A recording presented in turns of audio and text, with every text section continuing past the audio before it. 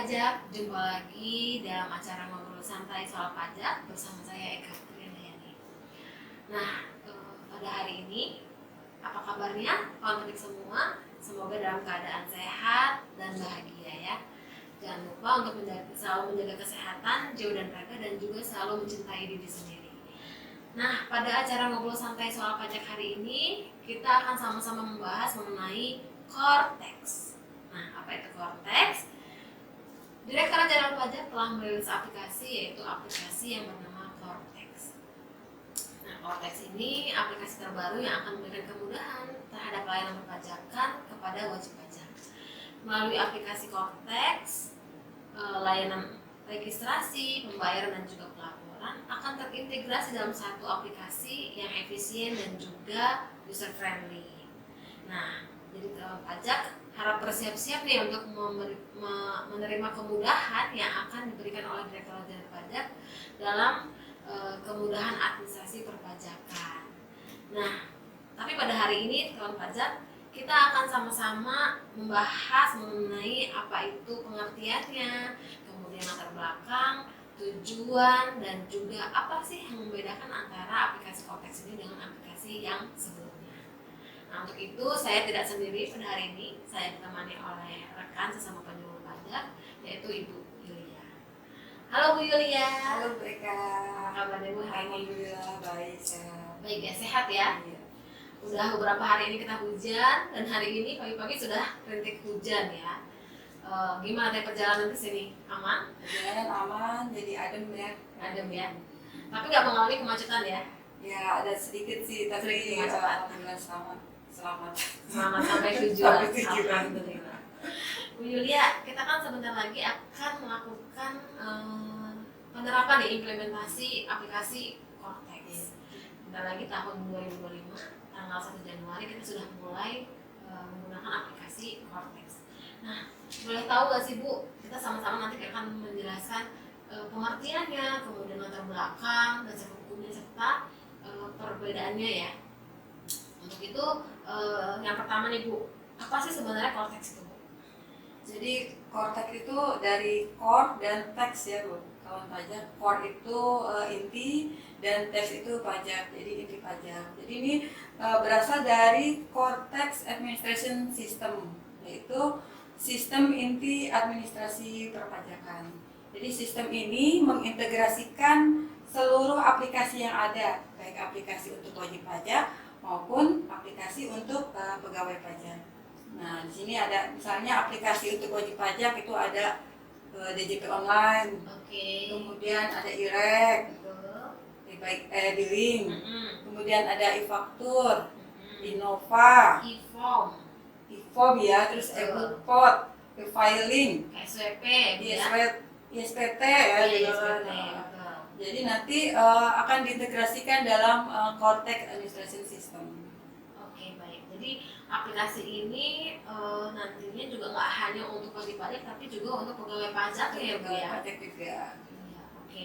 Nah, kalau untuk proses bisnis sendiri Bu, sebenarnya proses bisnisnya itu ada banyak atau enggak nih? Ada cukup banyak, ada proses bisnis itu ada 21 proses bisnis. Nah, yang digunakan wajib pajak itu hanya ada 5 layanan, yaitu probis ya, proses bisnis registrasi atau pendaftaran, kemudian ada proses bisnis pembayaran, proses bisnis pelaporan SPT, kemudian ada proses bisnis taxpayer account management, dan proses bisnis layanan perpajakan. Ya, jadi ada 5 bisnis yang akan digunakan oleh kawan pajak semua ya. Dari total 21 proses bisnis. Lumayan ya Bu ya. Nah, sebenarnya nih Bu, kita kan udah Cortex dari kemarin ya. Sebenarnya kita pengen tahu nih Bu, ada nggak sih dasar hukum yang melatari aplikasi Cortex itu sendiri? Dasar hukumnya Cortex ini Bu Eka, yaitu Undang-Undang Nomor 7 Tahun 2021 tentang harmonisasi peraturan perpajakan. Dan kemudian ada lagi ketentuan lebih terperinci ada di Peraturan Presiden Nomor 40 Tahun 2018. Jadi pengembangan Cortex System merupakan salah satu bagian dari pembaruan sistem administrasi perpajakan. Jadi sebenarnya konteks itu adalah amanat ya dari Undang-Undang Harmonisasi Perpajakan ya Bu ya. Oke baik, jadi kawan pajak kalau misalnya ada yang sebenarnya ada nggak sih aturannya? Nah sebenarnya itu adalah amanat dari Undang-Undang Nomor 7 Tahun 2021 ya tentang harmonisasi peraturan perpajakan. Baik Bu, nah kita udah tadi sama pengertiannya, kemudian dasar hukumnya, prosedur bisnisnya. Nah latar belakang nih Bu, latar belakangnya sebenarnya apa sih untuk implementasi Cortex itu sendiri? Jadi ini Bu Eka, latar belakang implementasi Cortex yaitu adanya perubahan peraturan ya. pajak. Jadi kan setiap tahunnya aturan dan peraturan perpajakan itu dapat berubah.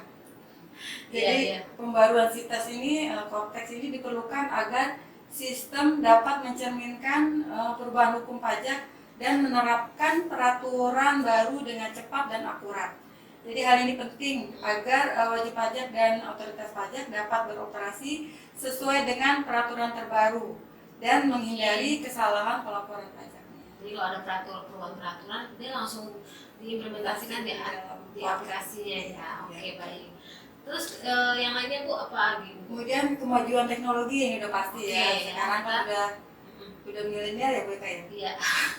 Udah harus kita kemajuan teknologi ya. Jadi semakin berkembang pesat, jadi kita harus mengikuti kemajuan tersebut ya. Memanfaatkan teknologi terbaru ya Bu ya. Ya betul. Jadi teknologi informasi kan terus berkembang dengan pesat. Jadi pembaruan SITAS ini diperlukan untuk memastikan bahwa sistem dapat memanfaatkan teknologi terbaru. Nah, jadi untuk meningkatkan efisiensi dan ketepatan dalam pengelolaan perpajakan. Kemudian ada lagi di sini Bu Eka tentang keamanan data. Oke. Jadi aman ya? Iya, jadi dalam era digital ini keamanan data merupakan aspek kritis dalam sistem perpajakan. Jadi pembaruan SITAS ini bertujuan untuk meningkatkan tingkat keamanan data wajib pajak guna melindungi informasi sensitif wajib pajak dan mencegah adanya potensi kebocoran dan penyalahgunaan data. Kemudian ada lagi yaitu yang melatar belakangi integrasi dan interoperabilitas. Jadi pembaruan SITAS ini memungkinkan integrasi yang lebih baik dengan sistem lain, seperti misalnya sistem keuangan pemerintah, perbankan, perdagangan. Jadi dengan demikian sistem DJP, Direktorat Jenderal Pajak, dapat mengakses data dari berbagai sumber dengan mudah dan menjalankan proses perpajakan yang terintegrasi. Kemudian ada lagi yaitu peningkatan efisiensi. Pembaruan SITAS ini bertujuan untuk mengurangi tumpang tindih dan ketidakefisienan dalam proses perpajakan. Jadi dengan memperbaiki dan mengoptimalkan sistem, otoritas pajak dapat melakukan tugas mereka dengan lebih cepat dan lebih sedikit biaya. Kemudian yang lain lagi yang melatar belakangi itu peningkatan pelayanan publik. Jadi pembaruan SITAS ini dapat meningkatkan pelayanan publik dalam bidang perpajakan.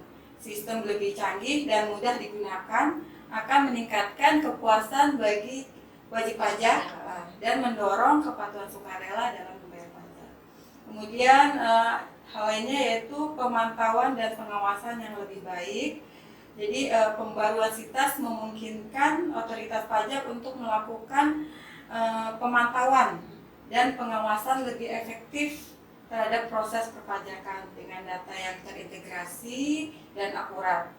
Kemudian di sini adalah penyesuaian dengan kebutuhan masa depan ya yang terjadi. Jadi pembaruan SITAS juga penting untuk memastikan sistem dapat mengakomodasi kebutuhan masa depan. Jadi perubahan dalam bidang ekonomi, industri, dan teknologi akan mempengaruhi tuntutan dan tantangan dalam administrasi pajak, sehingga sistem harus siap dalam menghadapinya. Makanya itu sebagai latar belakang implementasi dari Cortex ini. Oke, di latar belakang sebenarnya ada banyak ya, karena ada aturan yang tiap tahun ada perubahan, ya kemudian kemajuan teknologi, kemudian juga ada untuk keamanan data wajib pajak ya. Jadi supaya wajib pajak juga aman nih data-datanya di kita itu jangan sampai bocor kemana-mana ya Bu ya. Kemudian tadi ada kemudahan pengawasan. Jadi nggak cuma dari wajib pajak doang yang dari wajib pajak aja yang dapat kemudahan, tapi juga dari pengawasnya juga nih, AR juga dapat kemudahan untuk melakukan pengawasan ya Bu ya. Kemudian juga peningkatan efisiensi karena dari banyak aplikasi ya, tiba-tiba kita hanya menggunakan satu aplikasi gitu. Itu lebih efisien ya dan efektif dan efektif juga ya mudah-mudahan. Kemudian juga kita juga peningkatan pelayanan publik ya Bu ya. Jadi dengan adanya pelayanan publik ini diharapkan wajib pajak itu akan dengan sukarela melakukan kewajiban perpajakannya ya Bu ya. Dan juga menambah kepuasan bagi wajib pajak. Oh iya, jadi lebih menambah kepuasan ya pada wajib pajak supaya mereka bisa setelah berinteraksi sama aplikasi pajak ini nggak ngedumel ya, maksudnya bisa bahagia ya, bisa oh oke, aplikasinya sudah sangat baik gitu. Nah kemudian yang terakhir adalah penyesuaian dengan kebutuhan masa depan ya. Jadi karena perubahan dalam ekonomi, industri teknologi juga mempengaruhi tuntutan tantangan ya dalam administrasi perpajakan.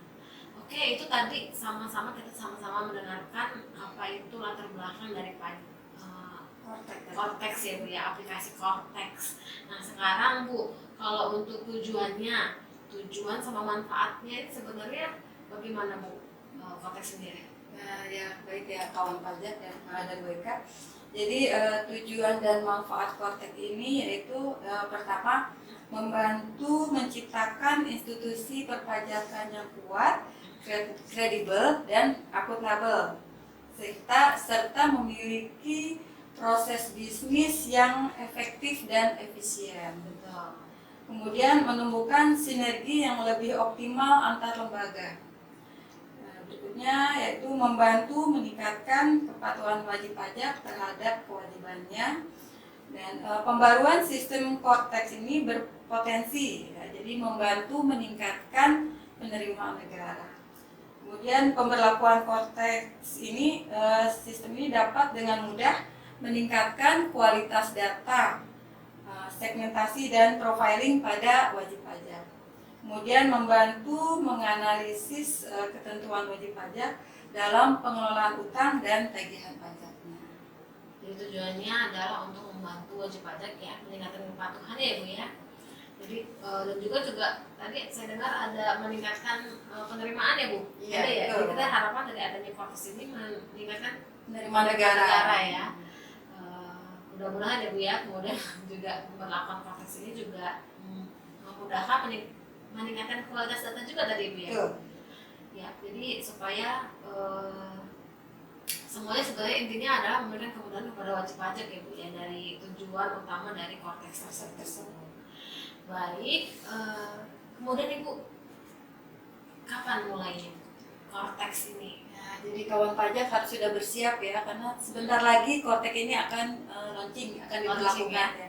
Mulai 1 Januari 2025. Jadi tidak ada kemunduran lagi ya Bu ya, seperti yang sebelumnya kita kan agak mundur, ini sekarang kita udah fix di tanggal 1 Januari 2025.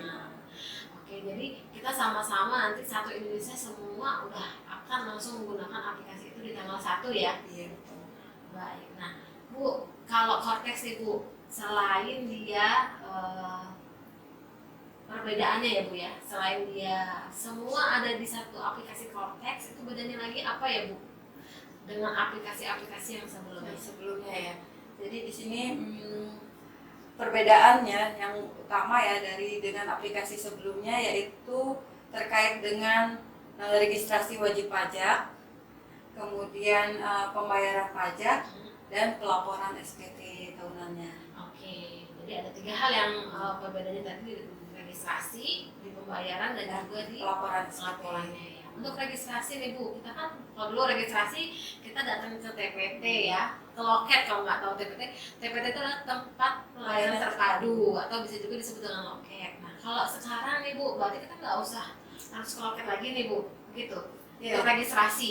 Jadi untuk di sistem Cortex nanti itu sudah melalui saluran layanan omnichannel dan borderless. Jadi validasi data melalui pihak ketiga, alur pada satu proses dan datanya saling terkait. Jadi lebih mudah ya berkait. Dengan melalui saluran layanan omnichannel tadi ya Bu ya.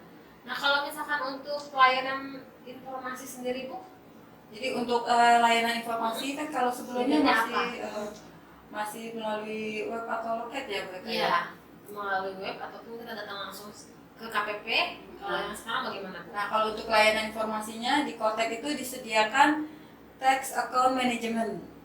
Ya, jadi melalui TP Portal, taxpayer portal yang dapat diakses kapan saja dan data real time mencakup ya profil wajib pajak, hak dan kewajiban perpajakan, ada buku besar perpajakan dan riwayat transaksi perpajakan.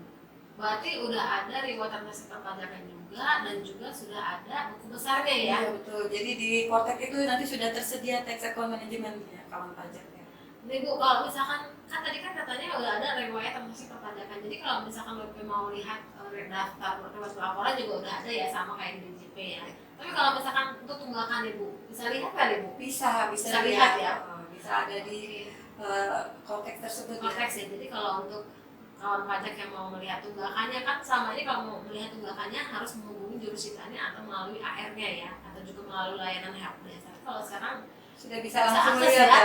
ya di wow, lebih mudah ya. Jadi nggak perlu menghubungi ke kantor pajak untuk bisa mengetahui tunggakannya ada atau enggak. Begitu juga dengan SP2DK Bu. itu sudah muncul di aplikasi Kotek kalau misalnya terbit SP2DK.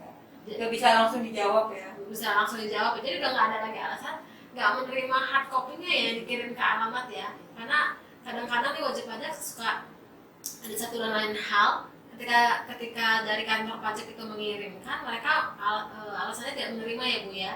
Mungkin ada yang udah pindah alamat atau pindah lantai atau lain sebagainya. Jadi tidak tersampaikan ya Bu ya tunggakannya itu ya, surat tagihan pajaknya ataupun dengan SP2DK sendiri ya.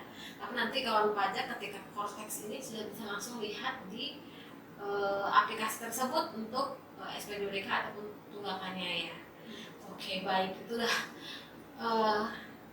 suatu ini kemajuan ya, kemajuan dari Direktorat Jenderal Pajak sendiri.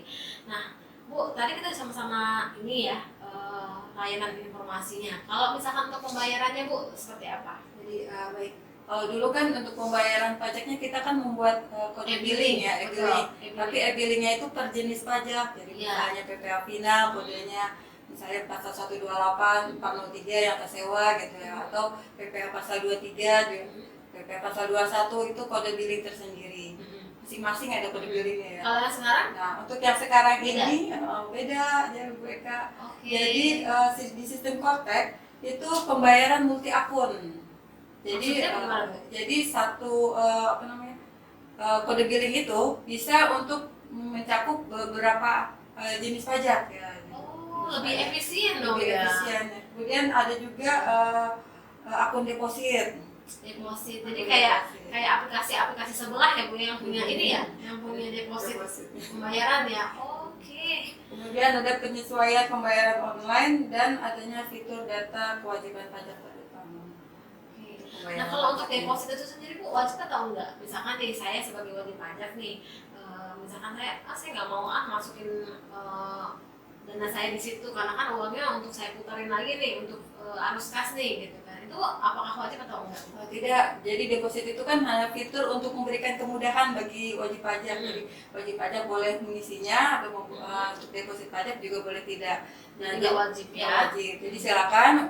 Nah, manfaatnya ada deposit pajak itu yaitu memberikan kemudahan jadi untuk mencegah terjadinya keterlambatan setor. Oke, jadi tujuan utamanya baik ya dari Direktorat Jenderal Pajak itu supaya nggak kena denda penyetoran ya Bu ya. Jadi kalau misalkan punya deposit pajak, dia akan langsung mendebit dari situ ya Bu, dari deposito yang dimiliki oleh wajib pajak ya. Jadi kalau misalkan tempat itu harus membuat billing dulu atau enggak? Iya, untuk kode deposit pajak untuk billing deposit pajak itu silakan kawan pajak membuat di layanan pembayaran ya. Untuk membuat kode billing secara mandiri dengan kode 41161800. Nah, jadi nanti akan masuk ke dalam deposit pajak. Nah, itu bisa digunakan sesuai dengan pajak yang terutangnya dari kawan pajak gitu ya. Jadi misalnya kawan pajak ada terutang membuat SPT unifikasi gitu ya. Nah kemudian pada saat pembayaran itu ada membuat create ID billing atau menggunakan deposit pajak. Nah silakan pilih. Apabila menggunakan deposit pajak itu akan terdebit sendiri dan akan langsung terlapor ya. Jadi jadi bisa lebih memudahkan bagi wajib pajak dengan adanya deposit pajak tersebut. Tadi saya mendengarkan ada kode akun pajak untuk membuat deposit ya Bu. Kalau boleh tahu berapa Bu tadi kayak 411618. Oke, jadi untuk membuat deposit pajak 411618. KJS-nya 100. Oke. Berarti kalau untuk Bapak Ibu kalau kawan pajak akan melakukan penyetoran deposit ini, kita tetap menggunakan kode akun pajak dan kode jenis setoran yaitu 411618, kode jenis setorannya 100 gitu. Jadi pembayarannya nggak ke bank ya, tapi ke kas negara ya Bu ya, melalui bank, tapi nggak ke perusahaan atau ke badan atau kemana, tapi itu ke kas negara ya. Tetap pembayaran seperti pajak seperti sebelumnya, kita menggunakan kode akun pajak dan kode jenis setoran, tapi ini beda nomornya ya Bu ya. Oke, baik. Nah, berarti pembayaran itu sudah lebih efisien ya Bu ya, karena satu billing itu untuk banyak ataupun beberapa jenis pajak, nggak cuma satu-satu yang seperti kita kalau sama ini kan untuk KPN, untuk laporan unifikasi ya gitu kan masing-masing, tapi kalau ini enggak ya, berarti laporannya satu billing itu untuk banyak ya.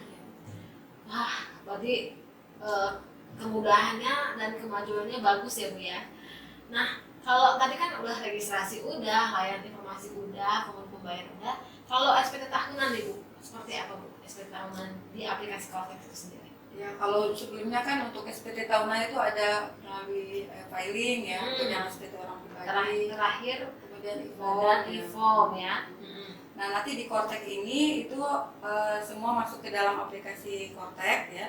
Nah dimulai dari induk SPT dengan menjawab pertanyaan, kemudian dilanjut dengan lampirannya. Kemudian di sini format laporan laba rugi sudah terstandarisasi dan terintegrasi sehingga terekam langsung pada lampiran laba rugi komersil dan fiskal. Kemudian bukti potong atau pungut yang dibuat pemotong atau pemungut langsung terekam pada SPT tahunan. Jadi nggak usah menginput ya Bu? Iya, jadi sudah langsung muncul ya. Kemudian untuk yang SPT tahunan orang pribadi ya, nanti pada saat Kortex itu tersedia satu formulir SPT tahunan. Jadi sudah tidak ada lagi yang 1770, 1770S atau 1770SS. Jadi hanya satu jenis. Hanya satu SPT tahunan. Jadi diisi mulai dari induk, kemudian dilanjutkan dengan lampiran-lampiran. Kalau misalkan memudahkan ya baik-baik. Memudahkan sekali ya. Tapi kalau misalkan yang 1770 Bu untuk pengusaha sama? Sama. Jadi di situ ada pertanyaan, tinggal dijawab pertanyaan sesuai dengan usahanya wajib pajak ya. Saya menggunakan pembukuan atau menggunakan catatan, nanti akan dilanjutkan dengan lampiran yang tersedia di situ. Oke, dilanjutkan. Jadi lebih mudah ya. Kalau sebelumnya juga pasti lampiran 3 untuk SPT tahunan badan itu udah nggak diisi secara manual ya.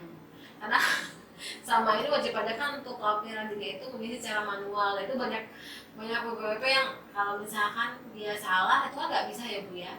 Harus benar untuk kode potongan ya, di bukti potong itu ada kodenya, itu harus benar, kemudian nilainya juga harus benar ya. Jadi sekarang ini udah langsung terintegrasi ya. Integrasi. Oke, udah sangat memudahkan sekali. Jadi Bapak Ibu kalau misalkan mau melakukan pelaporan SPT tahunan badan itu udah enak banget ya, tinggal masukin angka laporan keuangannya Bu ya. Tapi masih harus upload nggak nih Bu? Ya nanti pada saat laporan keuangannya. Pada saat jadi setelah mengisi dari induk kan ya, induk kemudian pertanyaan-pertanyaan diisi di lampirannya. Untuk SPT badan ada tetap upload laporan keuangan neraca dan laba rugi. Oh tetap upload ya berarti ya. Jadi kalau misalkan dia udah upload pembayaran melalui deposit udah ada terlapor ya SPT tahunannya ya. Langsung terlapor ya kawan pajak ya. Mudah ya Bu ya. Mudah-mudahan lancar ya Bu nanti aplikasi Kortex ini tanpa ada gangguan atau halangan apapun ya, sehingga nggak macet-macet ataupun tidak mengalami kendala yang seperti sebelumnya ya Bu ya. Nah baik Bu, mungkin saya boleh dikasih tahu Bu bagaimana cara untuk melakukan pembayaran Bu, tata caranya deh seperti apa? Jadi ini ya, untuk tata cara pembayaran yang menggunakan Kortek ya, pembayaran pajak dilakukan dalam satu aplikasi saja ya, karena sistem pembayaran antar bank persepsi dan sistem DJP sudah terintegrasi. Kemudian satu kode billing dapat digunakan untuk melakukan satu atau lebih jenis masa dan ketetapan pajak, sehingga tidak perlu membuat kode billing untuk setiap jenis pajak yang terutang. Kemudian tadi ya yang mengenai akun deposit pajak ya, tersedia akun deposit pajak untuk memudahkan penyetoran pajak dengan melakukan penyetoran lebih awal untuk menyediakan saldo yang cukup dalam melunasi kewajiban perpajakan agar terhindar dari sanksi keterlambatan setor, keterlambatan pembayaran. Kemudian tersedia fitur pemberian imbalan bunga dan pengembalian pendahuluan kelebihan pembayaran pajak secara online dengan proses penyelesaian yang instan. Kemudian terdapat fitur yang otomatis menampilkan tagihan pajak yang belum terbayar. Oke, nah tadi ada cara untuk melakukan pembayaran aplikasi Kortek ya Bu ya. Dan semua ini sudah memberikan kemudahan kepada kita semua ya melakukan pembayaran untuk pemenuhan kewajiban perpajakan ya. Baik. Nah, baik. Sepertinya untuk pengertian dari itu sudah sama-sama dengarkan, kemudian untuk tujuannya sudah sama-sama kita dengarkan, latar belakangnya, kemudian dasar hukumnya dari UU HPP ya. Kita sudah sama-sama tahu dan belajar tadi bagaimana tata cara pembayarannya.